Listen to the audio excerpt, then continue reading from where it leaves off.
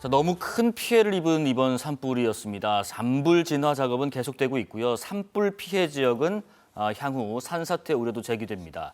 현재는 어떻게 진화 작업이 진행 중이고 지금부터 챙겨야 할 것은 무엇인지 숭실사이버대 소방방재학과 박재성 교수, 이번 대형 산불 현장 진압에 투입됐던 산림청 홍의래 공중진화대원과 이야기 나눠봅니다. 어서 오십시오. 네, 안녕하십니까. 네, 고생하셨습니다. 네.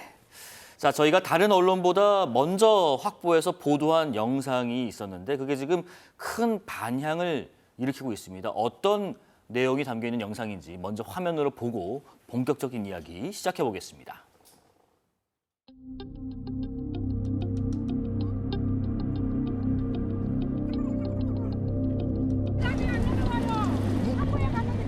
이게 불이 붙었는데 안 내려가요. 저는 분명히 지금 나오고 계세요.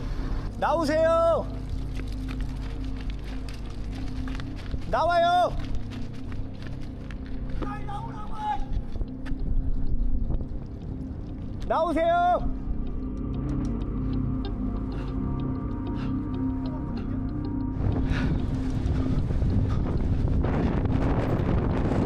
나오세요.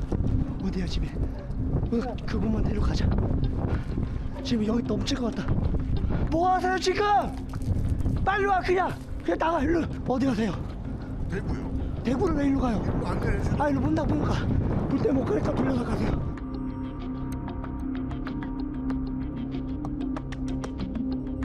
빨리 아저씨 빨리 나 죽어요. 아저씨 우리 죽어요 빨리요. 빨리 뛰어가요 빨리.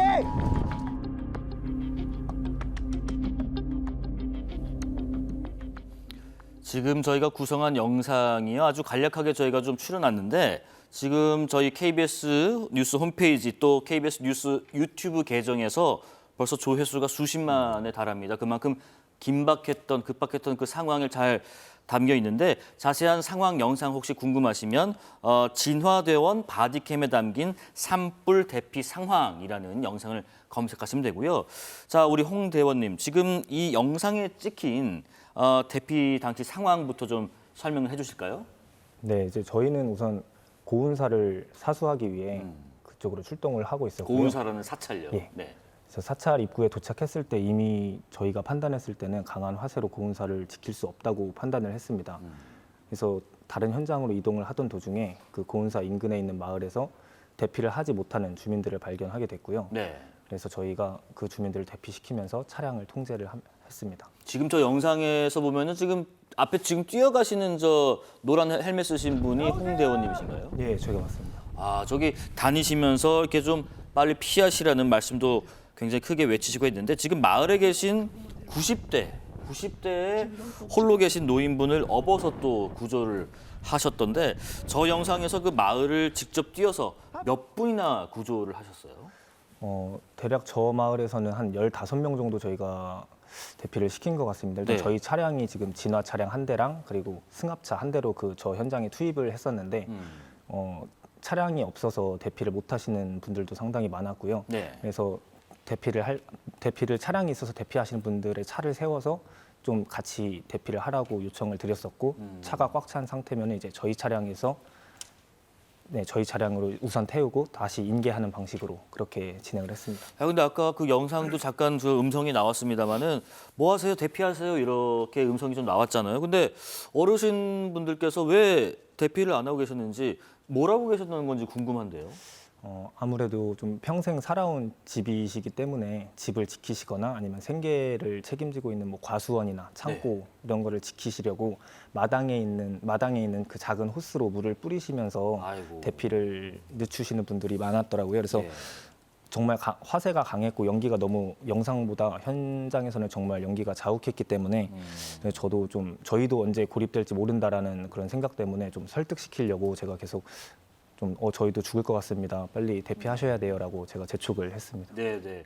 저희도 계속 그 산불 상황 때 특보를 하면서도 전문가분들하고 설명드렸지만은 저렇게 큰 대형 산불이 나고 가까워지면 뭘 챙기고 뭘 가지고 가야겠다는 생각조차를 하지 말고 일단 대피를 하라는 곳으로 안내받은 곳으로 하시는 게 굉장히 중요한 것 같은데 지금 영상에도 나왔던 것처럼 차를 몰고 그 내비게이션이 안내해준 대로 가다가 진화대원님이 간신히 불러 세워가지고 안전한 쪽으로 돌려서 보내시던데 이거는 뭔가요? 대피 방송을 못 듣다가 생긴 일인가요? 어떻게 된 건가요?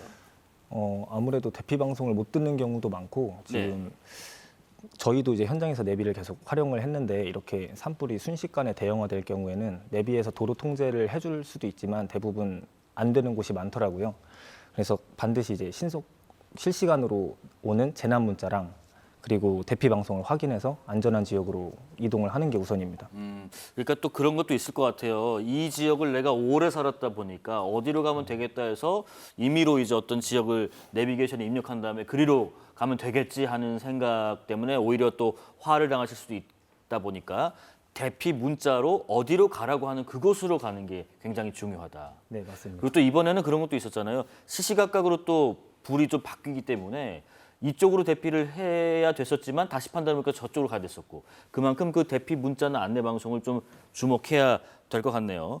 산불이 발생하면요. 민가와 시설물 보호는 소방청이 또 맡고 산림 진화는 산림청이 맡고 이렇게 돼 하지만은 이 영상을 보면은 마을을 돌면서 산림청 소속의 진화 대원분들이 주민을 구조하는 상황.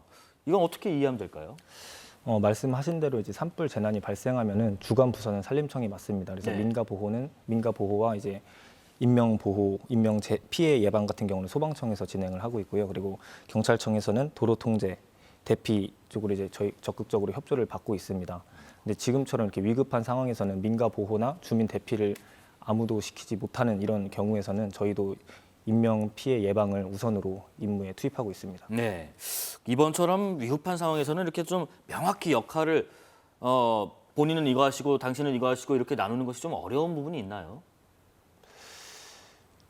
네, 말씀드렸던 것처럼 이렇게 일반적인 산불이었으면은 좀 명확한 임무대로 진행을 했을 경우도 있는데 네. 뭐 지난 2022년에 발생했던 울진 삼척 산불이나 23년에 발생했던 강릉 산불처럼 이렇게 순식간에 대형화되는 산불인 경우는 민가 보호를 할 인력조차 부족하기 때문에 저희도 민가 보호와 인명 피해 예방 쪽에 많이 투입을 하고 있습니다. 현장 대원이시니까 그 말씀도 좀 여쭤볼게요. 이게 그 산불 원인을 대부분 차지하는 게 실화라고 하던데 실제로 이제 불을 끄러 가보시면 이런 식으로 불을 내시는 경우가 꽤 많더라 하는 경우는 뭐가 있을까요? 저희가 봄철, 가을철에 산불 조심 기간에 드론 산불 감시단을 운영을 하고 있는데요. 실제로 산불 계도를 하다 보면은 뭐 영농 부산물이나 논밭두렁 태우기를 이제 봄철 농번기 전에 하시는 분들도 상당히 많고, 네, 또 그 농가에서 그냥 이제 쓰레기 소각을 하시는 분도 상당히 많습니다. 네. 자, 그 교수님께 좀 여쭤볼게요. 잔불 진화 작업 지금 간이라고 들었는데 열화상 탐지 드론 요 장비가 투입됐다고 들었거든요. 이거는 어떤 역할을 하는 거죠? 네, 잔불 진화의 첫 단계는 헬기하고 드론을 활용하는 것인데 이제 주불이 진압된 이제 산불 현장을 헬기가 돌면서 어디서 연기가 나는지를 찾게 되는 것입니다. 그래서 연기가 나면 거기에다가 이제 물을 뿌리게 되는 것이고요. 이제 특수 산불 진화 대원들이 거기에 올라가서 이제 뒷불 정리하는 식으로 이제 잔불 진화를 하게 되는 것인데 네. 문제는 이제 야간입니다. 야간에는 어디서 연기가 나는지를 잘 모르게 되죠. 확인이 안 되게 되는 것인데 예. 그러한 경우에 이제 열화상 드론이 작은 불씨도 찾아내가지고 거기를 이제 찾게 되면은 만약에 헬기를 띄울 수가 있으면 헬기가 가서 이제 물을 뿌리게 되는 것이고 헬기가 어렵게 되면 우리 이제 특수 산불 진화 대원들이 이제 올라가서 거기서 이제 뒷불 정리를 하게 되는 것입니다. 아, 그럼 뭐 주로 이제 야간에 있는 작은 연기들 같은 것들을 되게 탐지를 할 수 있는 게 이 열화상 탐지 드론이고 그 이후에 이제 우리가 할 수 있는 방안을 모색해서 찾아서 그렇습니다. 현장에서 이제 진화 작업을 벌인다. 네, 자, 이번 대형 산불의 원인이요. 성묘객이 묘지 위에 있는 나무를 라이터로 태우려다가 시작된 것으로 현재까지는 알려지고 있는데 당시 상황을 목격한 마을의 이장님 목소리 한번 들어보겠습니다. 불을 내고 가라 하는 걸 제가 도망 못 가도록 하고 이제 내가 불 끄러 갔을 때 현장에 도착하니까 라이트하고 이런 건 고산소에 가 있긴 해. 거기에 있더라고요. 예, 그러니까 불을 내고 가려는 걸 못 가게 하고 현장 가니까 이제 라이터로 하고 있었다. 산속에 가니까 이렇게 있더라. 라는 마을 이장님의 의견까지 들어봤습니다. 그리고 교수님, 최근 한 10년 정도에 발생한 산불 원인 보니까 앞서 이거 언급한 것처럼 입산자에 의한 실화, 이게 가장 많은데 지금도 보니까 171건이 넘습니다. 단순히 입산자들에게 불 피면 안 돼요. 이렇게 경고하는 것 외에 좀 더 확실한 조치가 필요하지 않을까 싶기도 해요. 지금 자료화면에 나오는 것처럼 1위가 입산자 실화이고 2위가 쓰레기 소각입니다. 네. 두 개 다 인간의 사람의 부주의한 행동에 의해서 산불이 발생을 한다라고 하는 것이죠. 그렇죠. 그런데 단순한 그런 부주의한 행동의 결과물은 이번 산불과 같이 엄청난 그런 인명 피해, 우리 재산 피해를 이제 일으키게 되는 것인데, 우리가 이제 입산을 할 때 뭐 라이터와 같은 화기를 가지고 들어가면 안 된다. 쓰레기 산림과 산림 임접 지역에서는 쓰레기 소각을 하면 안 된다. 이런 것들을 누차 홍보를 하고 교육을 하고 있음에도 네네. 이런 부분들이 크게 개선을 되지 않고 있는 부분들이 참 안타까운 것이고, 우리가 실화에 의해서 화재를 발생하게 되면 3년 이하의 징역이나 3천만 원 이하의 벌금에 처하게 됩니다.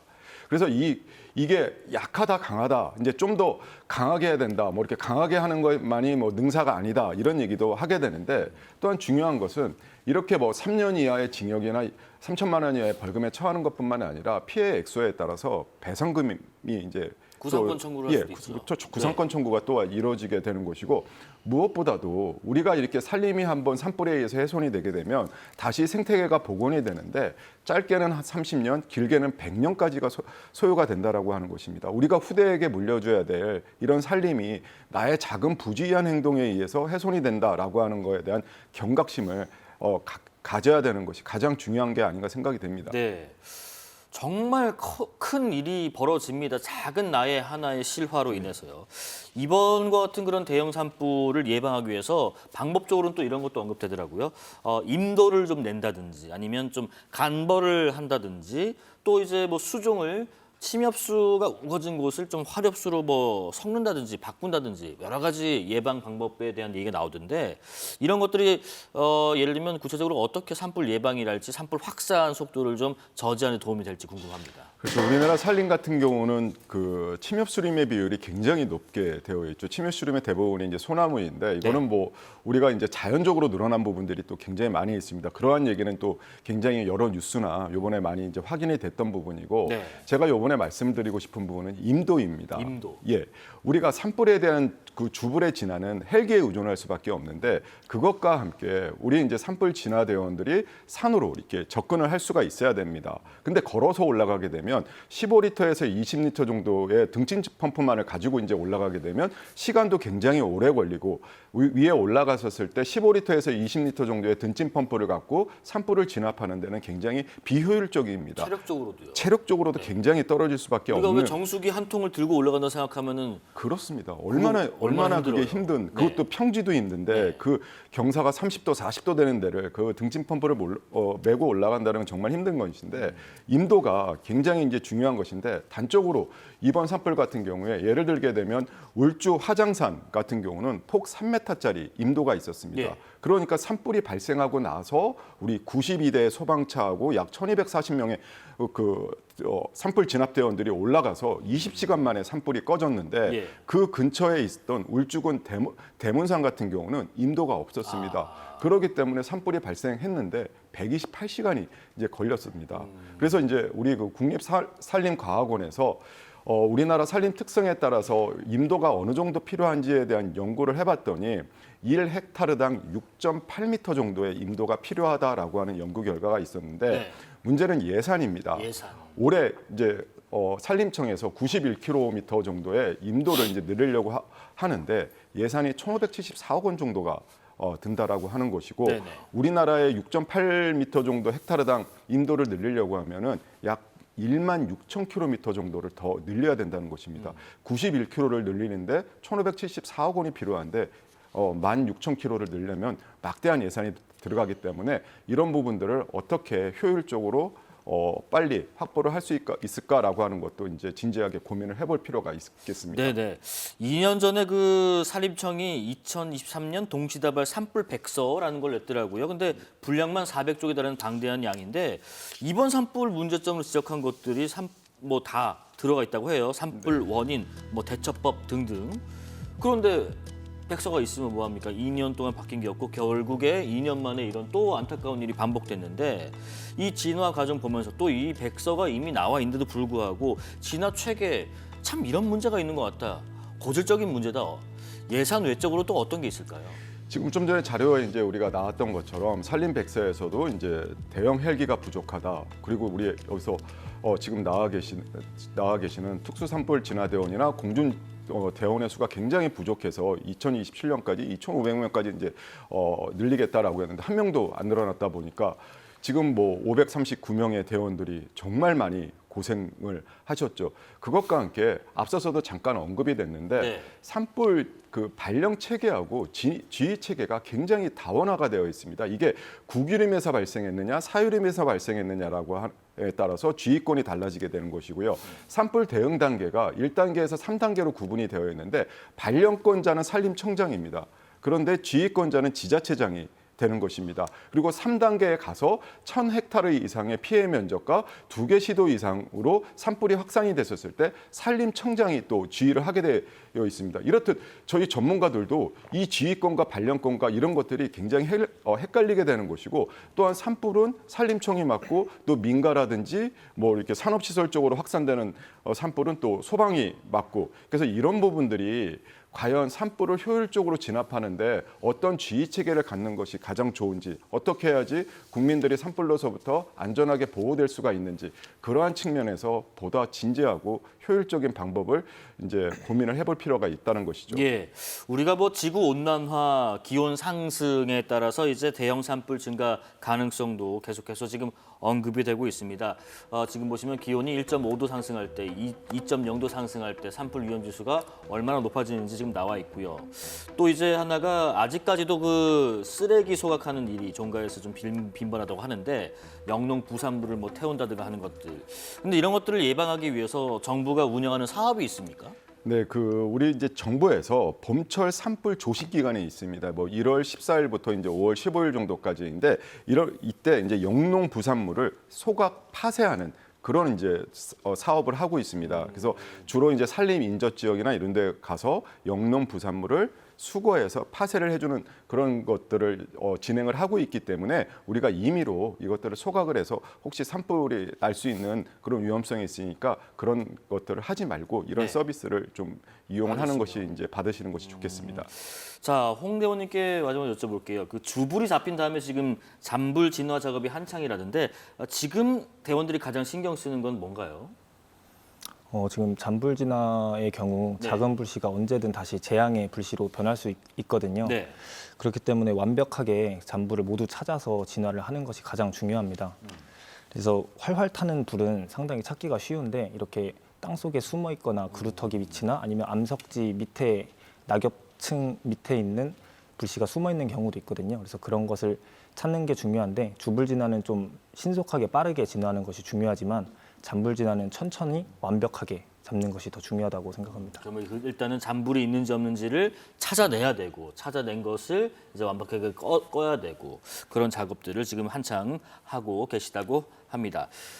자, 지금까지 숭실사이버대 소방방재학과 박재성 교수, 이번 대형 산불 현장 진압에 투입됐던 산림청 홍의래 공중진화대원과 이야기 나눠봤습니다. 고맙습니다.